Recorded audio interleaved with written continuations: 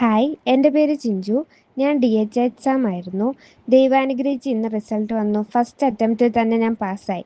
Thanks to Jomon sir and entire team.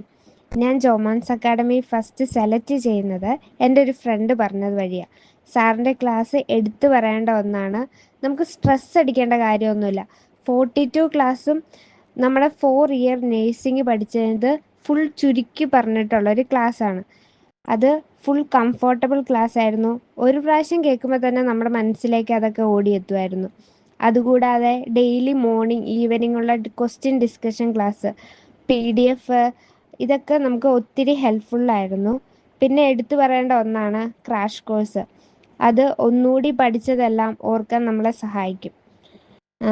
Thank you Jomon sir.